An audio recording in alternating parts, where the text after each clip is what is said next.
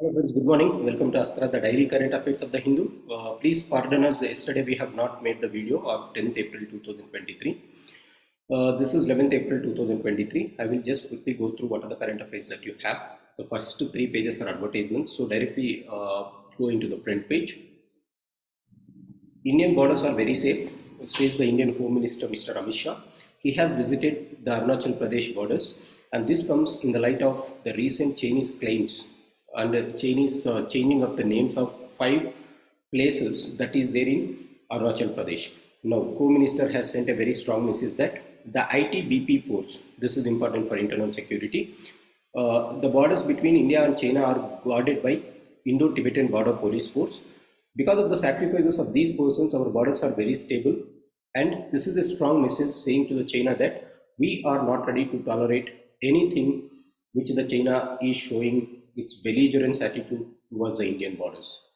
Ahead of the Supreme Court's hearing, Governor clears 3 pending bills. Again, the dispute between Telangana Chief Minister and Governor is going on. The same thing has happened even in the Governor of Tamil Nadu. So, Tamil Nadu government has recently did one thing. What they did is, the Tamil Nadu House has passed a resolution asking the center to set the time frame for the governor to clear the bills. This is something which is coming out as an exemplary move from Tamil Nadu. This is going to alter the federal relations that is present between the center and the state. We all know that in the federal relations between the center and the state, governor is the key pin or the linchpin. Now, governor is at times using or misusing their positions, and they are stalling important bills. As a result, Tamil Nadu government has decided to pass a resolution in the assembly asking the central government and the President of India to set the time frame for the governor to clear the ordinance, to clear the normal bills. So in this context, you can write federal relations. The same thing has been discussed in Telangana also. Census confirms the fears about disappearance of Chennu's Nuzu tigress. Now this is the tigress which has been detailedly followed, but they have not found this tiger in the recent analysis. Now, where is this Chennu Tiger Forest Reserve? That is question, Hyderabad. Now, what is the latest figure of tiger census? We all know that Government of India has released the tiger census 2022, and it said that there has been increase in the number of tigers to 200. So just remember this. Earlier, the number of tigers in India was 2967 in the last census 2018. Now it was 200 more, which means 3167. How to remember this figure? 2967, 3000 minus 33.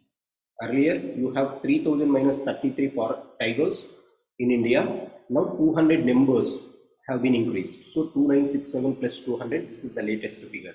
Now, why Government of India? This figure is going to be expected to rise because the full census data has not yet released. Now, what is the hurry of giving this data at this point of time?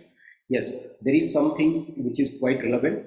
So, yesterday, it has marked, or April 10th, it has marked the 50th anniversary of our Project Tiger. Our Project Tiger was started in the year 1972. In that context, in order to celebrate our 50 years of Project Tiger, we have released this data. As a result, the data has come. So this is very important, guys, Project Tiger. And we are seeing that reintroduction of cheetahs has happened in India. As a result, in India, we are seeing the great species again coming back with something new, right? This is something that you have to remember. Data theft cases, notice is served to 21 companies by the SIT team of Telangana. Now this can be written as an internal security perspective, cyber security issues. You can add this in cyber security issues. That can be important. Father and son duo set up a poultry farm under the Dalit Bandhu scheme. Government of Telangana has given 10 lakh rupees for Dalits in Telangana. Now this was given in order to have some alternate livelihood options. This can be written as an example in the public policy making of GS paper 2. When government gives money, how it should give? It should not give in the form of freebies. Rather, it has to tie up with some capital asset creation. If they are going to create capital assets like the so-called poultry, it is going to benefit the community at large, and it is going to give livelihood opportunities for the people. Telangana House, Tamil Nadu House, we have just said this. So all the government schools in Andhra Pradesh are going to be ready for children with special needs or children with disability by 2025. This is something which is coming from Andhra Pradesh. So this can be in line with the so-called new education policy of 2023. So Miss Sonia Gandhi has written an article, "An enforced silence cannot solve India's problems." Now what she is telling is, she is criticizing the present ruling government, saying that the ruling government is silencing the voices of all the constitutional institutions, starting from the legislative body, that is called parliament, the executive, as well as the judiciary. Along with this, they are also silencing the fourth pillar of democracy, that is media. So on what causes they are doing? So she compares the so-called parliamentary meetings. Parliament is not the pandemonium that has created in the parliament recently. There was no proper discussion in the budget, and government has skipped many questions related to the so-called Adani issue. Now, when the members of parliament has asked them, they have went and they have taken some political vendetta on the MPs of parliament. Obviously, she is referring to her son.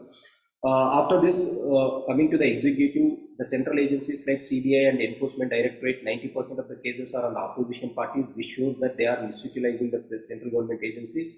And the third aspect that she says is, even in the Indian judiciary, they are threatening the Indian judiciary because recently the Law Minister of India has said that those who speaks against the government, they can be considered as anti-nationals.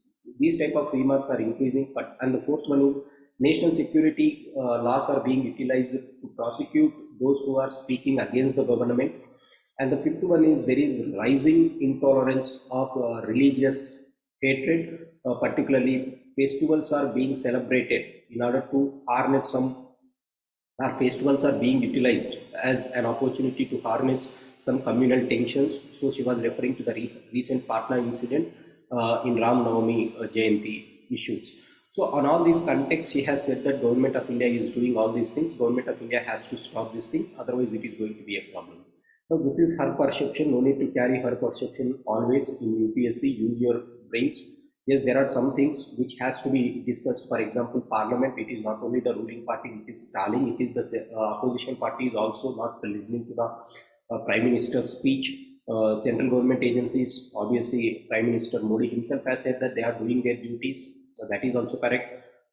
Even the Supreme Court has said that central government agencies should not be disturbed. So that is also correct. As far as judiciary is considered, yes, her statement is correct. And the statements regarding the press, yes, that is correct. And religious intolerance here and there, they are present. Even in Congress rule also they are present, not only in BJP's rule. So don't go with biased views. As she is the leader of opposition parties or leader of a Congress party, she will be writing this. Where you can use all this. This can be used in essay writing and ethics writing here and there. So for essay and ethics, you can write these things, but don't carry out with the same image that you have to build on this. Finland's journey from neutral to NATO. So I have made a separate video on NATO already. I expected today there are 2 important articles on NATO. Please look at that video. My video will be with all for one, one for all. Finland joins NATO. So I have clearly explained what is this NATO, what is Warsaw Pact, how this has emerged over a period of time, why Finland has joined. Everything was there. Here there are some prelims components.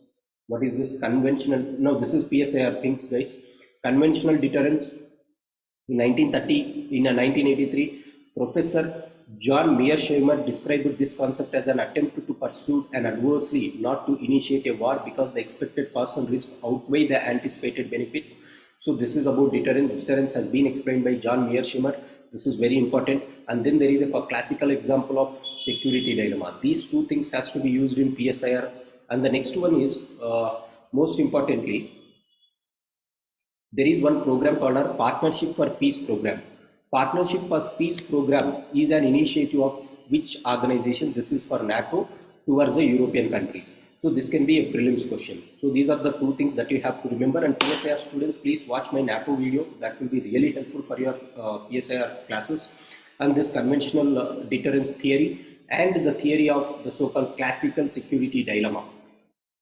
So these things are very important as far as international relations or foreign policies of states are considered. Going ahead,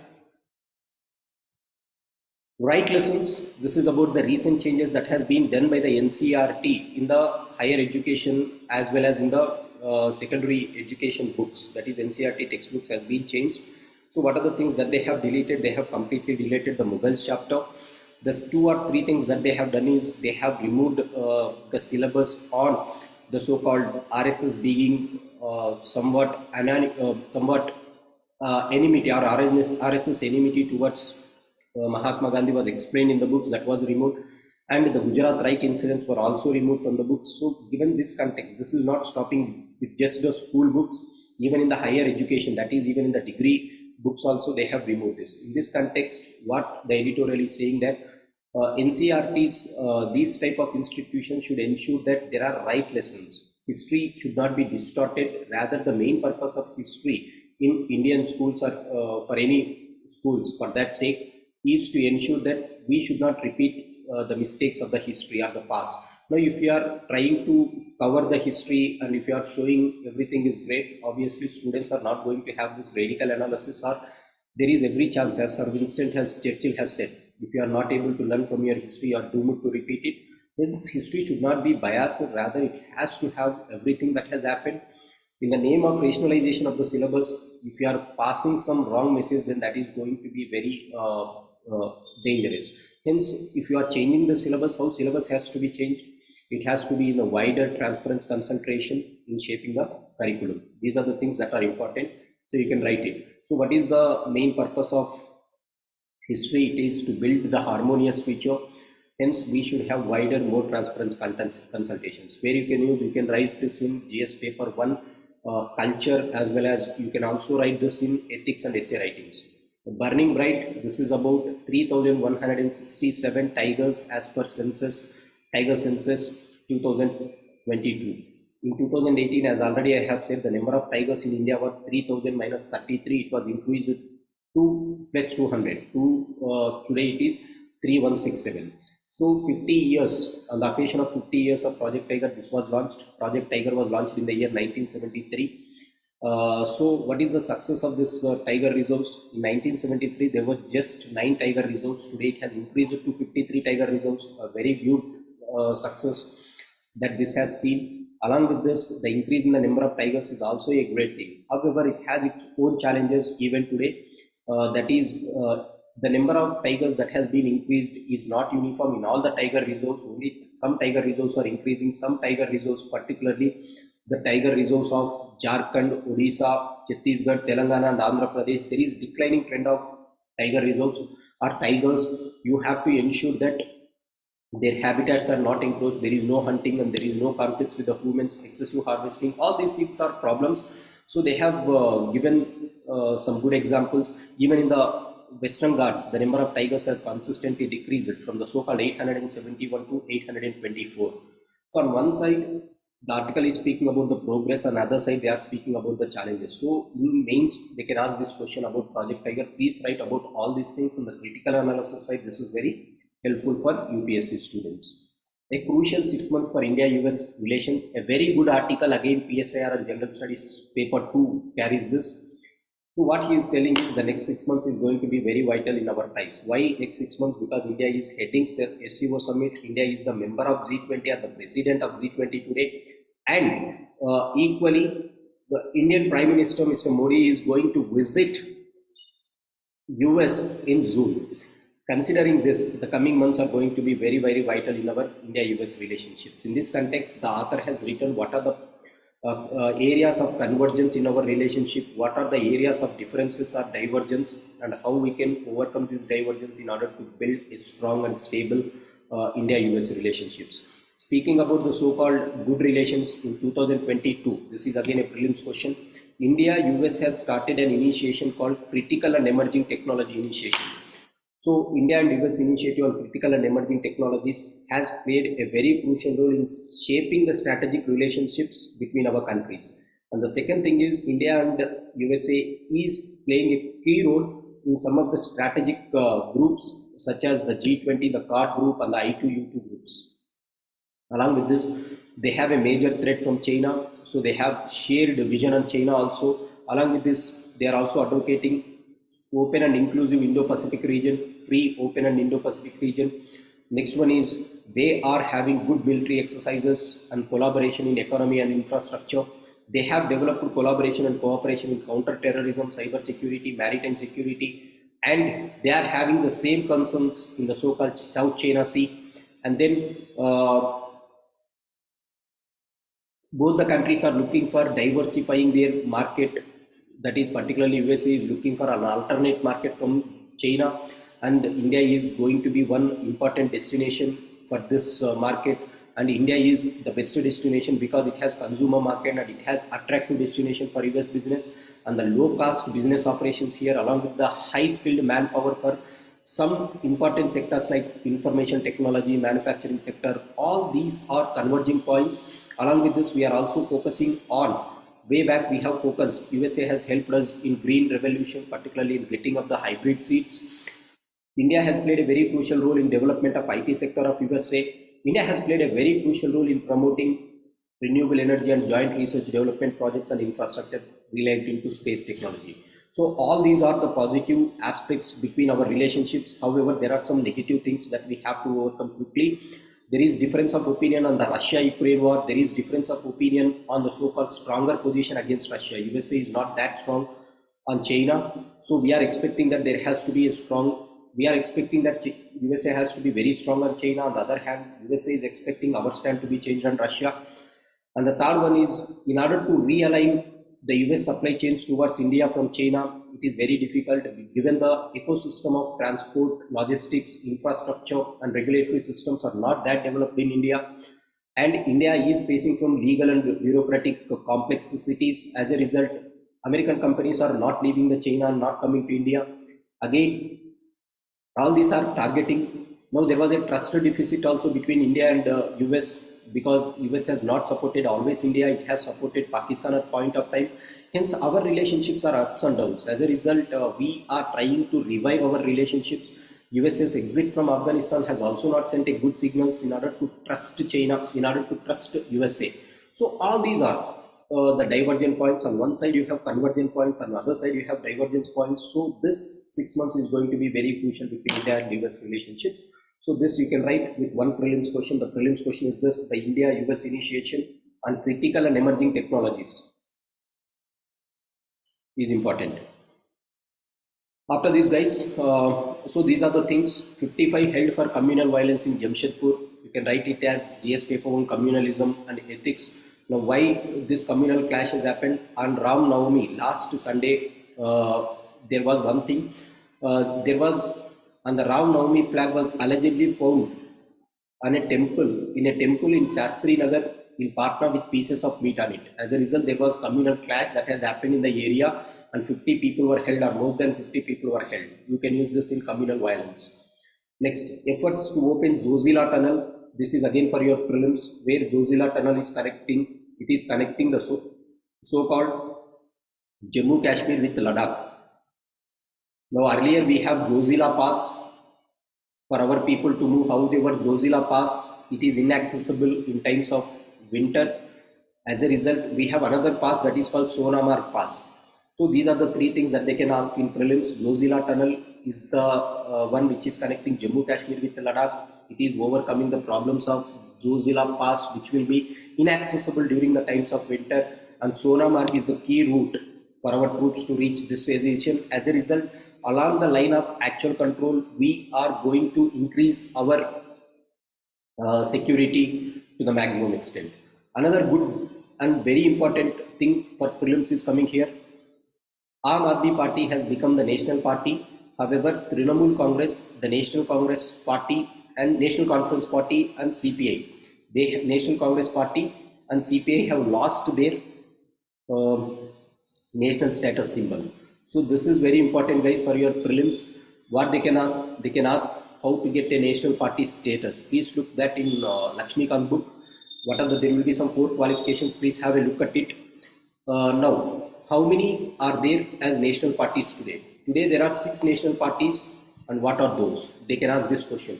The BJP, the Congress, the National People's Party (NPP), CPI, Maoist, BSP and Aam Aadmi Party. These are the 6 national parties in India today. Very important. So again I repeat: BJP, Congress, National People's Party (NPP), Communist Party of India Marxist, and then Bahujan Samajwadi Party, BSP, Aam Aadmi Party. So these are very important. Just remember who has lost to the status: Trinamool Congress, National Congress Party, and CPI has lost. CPI Marxist is there. India to get below normal monsoon this year. This was forecasted by SkyMet. What is SkyMet? SkyMet is a private agency, space agency, which forecasts the weather, and it says that this year El Nino is going to be present. As a result, El Nino is very important for prelims 2023. Please have a look at what are the important aspects of El Nino. Now, 2023 is going to be an year with below normal rainfall. Now, what is below normal rainfall as per our Indian Meteorological Department? As per Indian Meteorological Department, an year is said to be below normal if the amount of rainfall is between 96 to 104. For normal year is if the amount of rainfall is between 96 to 104% of 88 centimeters. Why 88 centimeters? In the last 50 years, our annual average of rainfall is 80 centimeters, 88. So 96 to 104% of this type of rainfall is called normal rainfall. If it is excess, you call it as huge downpours. If it is short, then you call it as below normal rain. So this is important for prelims, guys. Again, have a focus on that. After this, going into this text and context page, again, because of the changes in the inclement weather, right, in the unusual rise in the temperature in February has caused disturbance to the so-called wheat cultivation. Untimely spread of rainfall has also played a very crucial role in coming out. Or the wheat is a rabi crop which is sown between October and December. No, because and it has to be. It comes to ripening in the month of March, but in February there was uneven heating and there was sudden rainfall in some areas. Because of this, the wheat cultivation has come down or wheat yield might be affected. This is what the article is saying. So these are the things that you have in the today's current affairs. Thanks for joining. Have a great day, guys.